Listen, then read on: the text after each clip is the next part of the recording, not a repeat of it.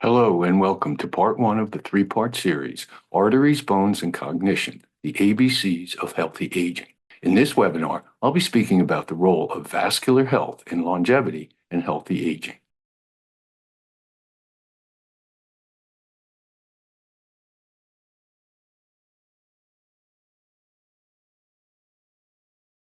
In a prior webinar, I spoke about how in order to support increased lifespan and health span, emphasis is placed on preventing or reversing chronic diseases such as those seen here.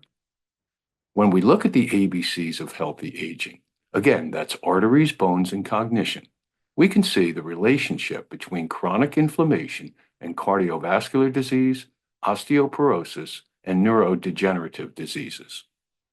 In his book Outlive, Dr. Peter Attia describes what he calls the four horsemen: heart disease, cancer, neurodegenerative disease, and type 2 diabetes and related metabolic dysfunction.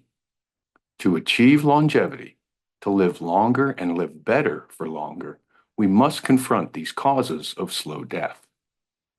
In this webinar, I'm going to focus on the number one cause of death, both in the US and worldwide, cardiovascular disease, and in particular, the role of vascular health. Now, aging poses the largest risk factor for cardiovascular disease, and vascular health plays a significant role in longevity and healthy aging because age-related changes in the vasculature can lead to cardiovascular diseases such as atherosclerosis, hypertension, stroke, and atrial fibrillation. Now, atherosclerosis, a condition that occurs when plaque builds up in the inner lining of arteries, is the major cause of cardiovascular diseases, and depending on which arteries are affected, it can lead to coronary heart disease, cerebrovascular disease, and other peripheral vascular diseases. So why is the vasculature so foundational? Well, the vascular system, which includes 60,000 miles of blood vessels, regulates the movement of materials like oxygen, nutrients, and waste products between the bloodstream and the tissues of the body, essentially controlling what enters and exits the blood flow. So the vascular system plays an essential role in detoxification, oxygenation, hormone transport, and nutrient exchange. And it's critical to immune function and the inflammatory process and the control of blood pressure. So if the vascular system is not healthy, the proper functioning of other tissues and organs will be compromised, potentially leading to health issues throughout the body. Now, arterial dysfunction plays an important causal role in the vast majority of cardiovascular diseases, and age-related alterations in arteries are thought to lead to dysfunctional vascular characteristics that precede cardiovascular diseases. Age-related changes in the vasculature also contribute to other age-related diseases that influence health span and lifespan. Now, most of the damage in cardiovascular disease happens silently, so if we're not looking for it, frequently it's missed until it presents itself. In fact, most of the developing disease process does not occur with symptoms, and the first sign in almost 60% of people is a heart attack or sudden death. Now, atherosclerosis is primarily considered a disease of the blood vessel wall, specifically the inner lining of arteries, where plaque buildup occurs due to damage to the endothelial cells, causing inflammation and the accumulation of fatty deposits like cholesterol and calcium, which can narrow the artery lumen, which is the hollow space inside the artery through which blood flows. And the narrowing of the artery lumen can result in restricted blood flow to all downstream tissues and organs. So when the endothelium is healthy, atherosclerosis does not occur, as you can see in this illustration in the upper left. Atherosclerosis begins with changes in endothelial cell function that cause white blood cells moving through the blood to stick to the endothelium instead of flowing past normally. The endothelium becomes weakened, which allows blood cells and toxic substances circulating in the blood to pass through the endothelium and enter the artery's subendothelial compartment. Substances in the blood, such as LDL and triglycerides, then accumulate in this area. The lipids that accumulate in the broken endothelium become modified. This causes them to signal the endothelial cells, which then alert smooth muscle cells to begin a repair process that eventually results in an atherosclerotic plaque. Now, the most significant consequences of atherosclerosis typically occur later in life, and the current conventional medical approach emphasizes aggressive treatments that are typically delayed until patients already have advanced arterial disease. In fact, many individuals only see a cardiologist after they experience symptoms such as chest pain, shortness of breath, or palpitations. However, the disease course and arterial plaque accumulation begins early in life, as shown in this illustration. Mounting evidence has demonstrated that significant atherosclerosis and cardiovascular events are more prevalent in younger individuals than previously realized, and they're increasing in incidence. And evidence supports the central role of the endothelium and inflammation in all phases of the atherosclerotic process.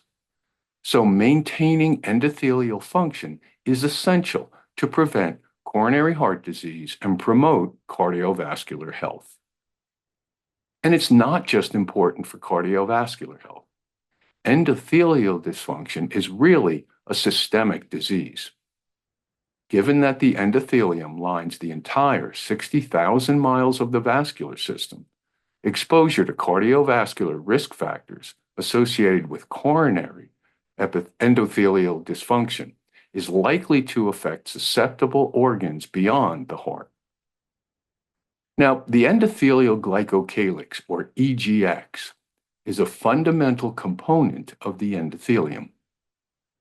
The glycocalyx is a thin, gel-like layer with a hair-like resemblance that lines the vascular endothelium.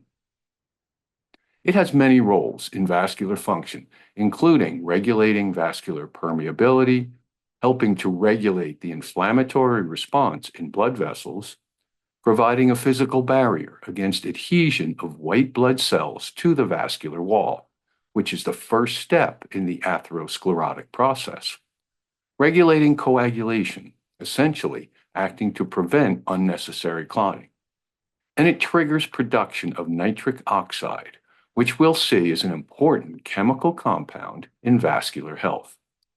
So a healthy, intact glycocalyx is essential for endothelial function and overall vascular health. So here we have a diagram of a blood vessel. Here are the endothelial cells with the intact glycocalyx adhered to it. And in the lumen, here we have red blood cells, white blood cells, platelets, and LDL particles. And here we also see the process of atherosclerosis as it develops in tandem with endothelial glycocalyx degradation.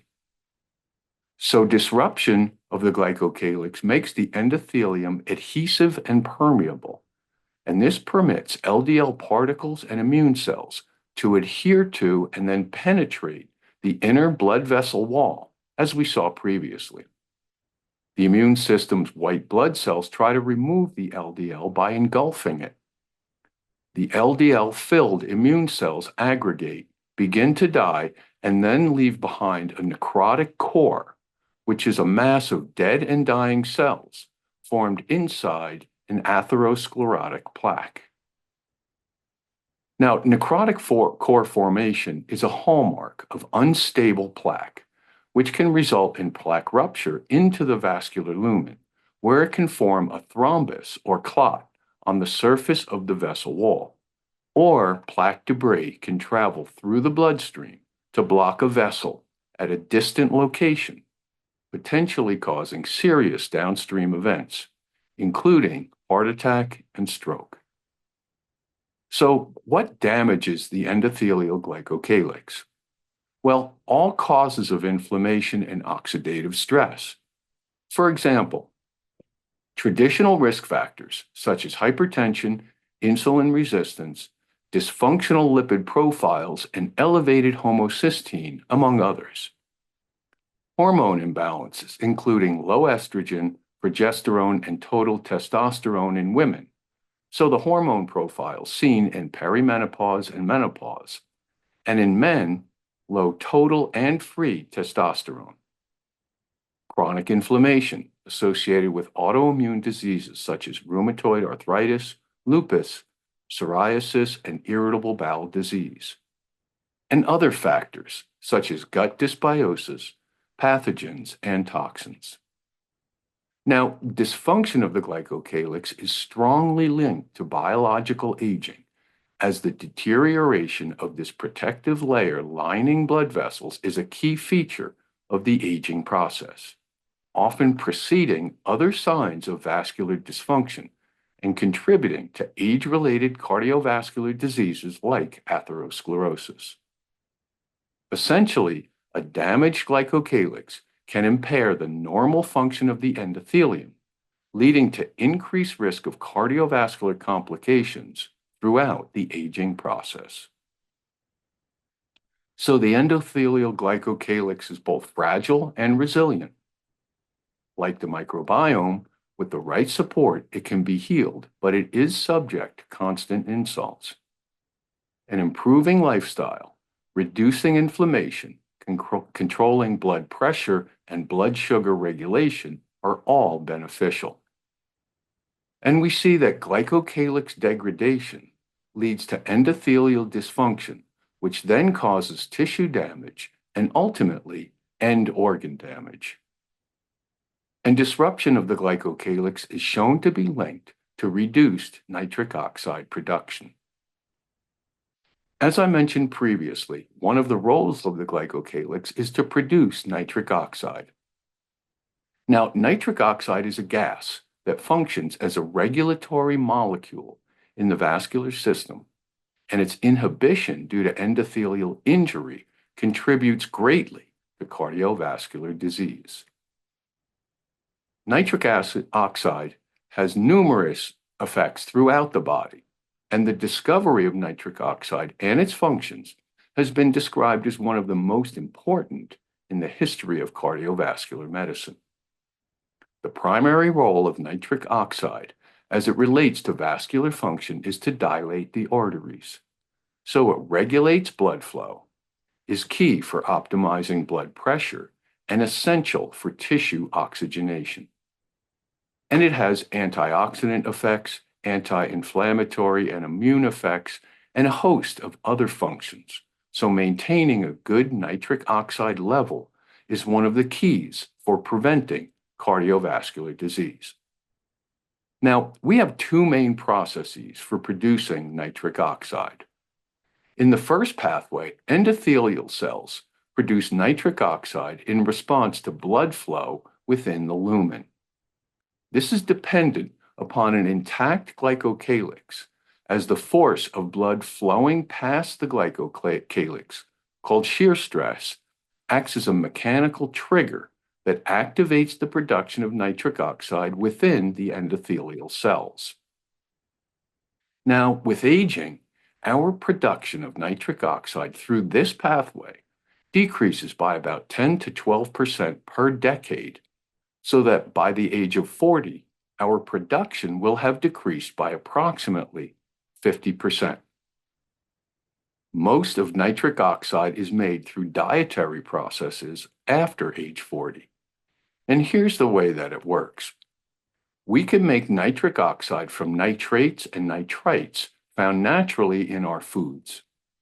Good sources include dark green leafy vegetables like kale, arugula, Swiss chard, and spinach. Other great sources include beets, cabbage, cauliflower, carrots, and broccoli. When we chew these foods, oral bacteria react with saliva to convert nitrates into nitrites.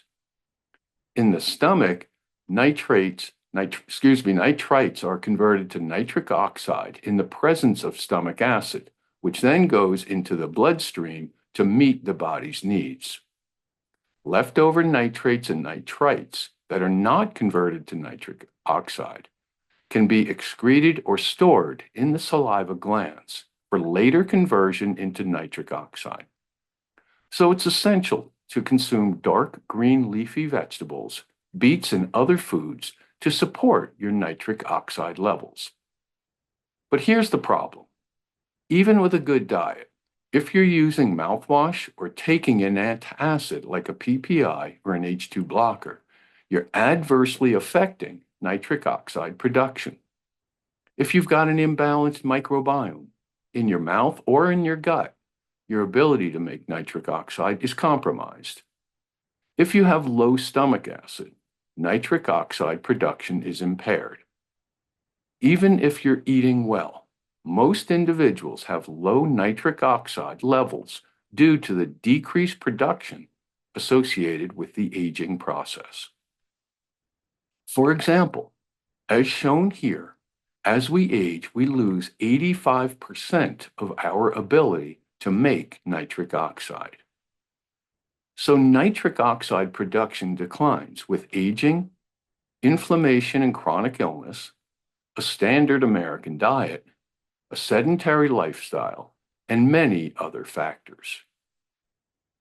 So here's a summary of the process of inflammation and other risk factors, such as elevated glucose and insulin, causing glycocalyx dysfunction, leading to endothelial dysfunction and decreased production of nitric oxide, leading to widespread vascular damage.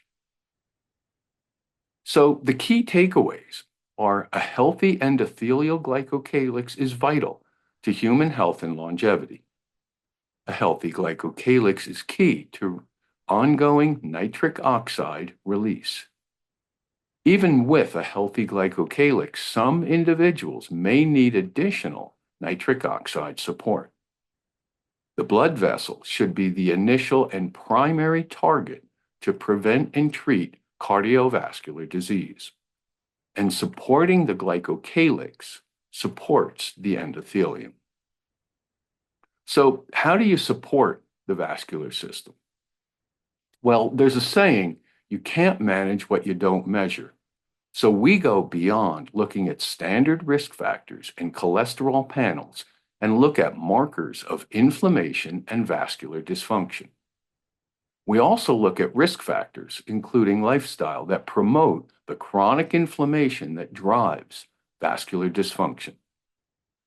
And then we use lifestyle-based strategies for normalizing the inflammatory response and supporting endothelial function. These are the tools that we're going to use to assess and understand an individual's risk profile to support vascular health. Now, although the standard lipid panel represents a well-established platform to assess risk, this testing alone can be insufficient or misleading because it does not reliably capture lipid-related atherosclerotic risk in a given individual. And approximately 50% of people experience a heart attack or stroke have normal cholesterol levels. As we've shown, evidence supports the central role of the endothelium and inflammation in all phases of the atherosclerotic process.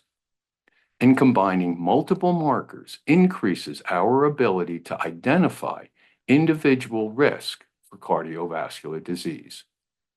So we have all of these specific labs and biomarkers that we can look at to gain a comprehensive picture of systemic inflammation and its impact on vascular health. Now, the vascular testing markers tell us what risk an individual has and what parts of their physiology need to be modified to help lower their risk of future cardiovascular event. But we also need to look upstream and address all of the root causes of their chronic inflammation. And these are additional risk factors shown to be associated with cardiovascular disease that we look at in order to get a comprehensive picture of cardiovascular risk. And then we use evidence-based interventions to support healthy vascular function and lower cardiovascular risk. So first, nutrition. Now, the Mediterranean diet improves endothelial function, with studies indicating a potential for an 18% decrease in cardiovascular disease risk due to improved vascular responsiveness. And adopting a calorie restriction diet not only lowers blood pressure, but improves body composition and also improves endothelial function. Next, dietary supplements. We use an evidence-based approach in nutraceutical recommendations that are foundational for supporting vascular health, including magnesium, which is crucial for modulating endothelial function and vascular smooth muscle tone, coenzyme Q10, which has been shown to suppress inflammatory and other biochemical pathways, collectively enhancing and supporting endothelial health, omega-3 fatty acids, which enhance biochemical pathways leading to increased nitric oxide release, and they offer a range of cardiovascular benefits, from antioxidant activity and anti-clotting effects to improved lipid profiles. A multivitamin formula high in polyphenols and antioxidants is also recommended. These dietary nutrients can help improve endothelial function, reduce inflammation, and lower blood pressure. In addition, 2 multi-ingredient nutraceutical products are included in the foundational recommendation. Arterosil HP contains a proprietary extract of green seaweed shown to protect and restore the endothelial glycocalyx. In addition, it contains fruit, vegetable, and green tea extracts with demonstrated vascular benefits. A recent case report demonstrated a reduction in carotid artery plaque by adding Arterosil to personalized cardiology prevention interventions that included drug therapy, dietary supplements, and lifestyle modifications. Vascanox HP contains a proprietary blend of ingredients to support the natural production, storage, and release of nitric oxide. In a recent clinical trial, Vascanox was shown to reduce blood pressure and generate and sustain elevated levels of nitric oxide in individuals with mild hypertension.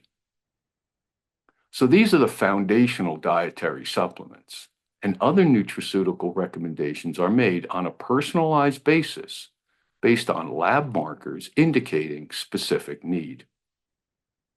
And movement. Active lifestyles are associated with reduced vascular aging and arterial stiffness, with evidence showing that consistent physical activity can reverse age-related endothelial dysfunction and decrease arterial stiffness, emphasizing the critical role of exercise in maintaining vascular health. Next, sleep. Now, sleeping less than 7 hours nightly can lead to significant endothelial dysfunction. Addressing sleep quality and duration is a vital step in supporting endothelial function and reducing the risk of cardiovascular diseases. Social connection. So loneliness is known to have significant repercussions on vascular health. Promoting increased social contact and support using both individual-focused strategies as well as community-level initiatives can counteract the adverse effect of loneliness on vascular health. And finally, stress and relaxation. Now, the endothelium is negatively impacted by mental stress, leading to increased nitric oxide levels and elevated blood pressure that damages the endothelium. So, addressing psycho-emotional stress and endothelial dysfunction through a variety of stress management approaches is essential for effective cardiovascular disease risk reduction and overall vascular health. So the take-home points are aging is inevitable, but you have a say in how well you age. Vascular health plays a significant role in longevity and healthy aging because age-related changes in the vasculature can lead to cardiovascular disease and other age-related diseases. So a healthy vascular system is the key to any successful longevity plan. Identifying vascular changes early and taking steps to lower the underlying causes are keys to preventing and reversing the processes that lead to chronic disease. Now, the phrase prevention is better than cure is often attributed to the Dutch philosopher Desiderius Erasmus in around 1500 and certainly applies to cardiovascular disease. Early detection and early prevention and treatment has been suggested as the only way we're ever going to reduce cardiovascular illness in this country and worldwide. Lifestyle strategies that support cardiovascular health will also support longevity and healthy aging. And we know that our lifestyle choices that become our habits can have a profound effect on extending both our lifespan and health span. I want to thank you for joining me for this presentation. I hope that you found the information helpful as you travel along your health journey. And be sure to stay tuned for upcoming presentations about how you can optimize longevity and healthy aging.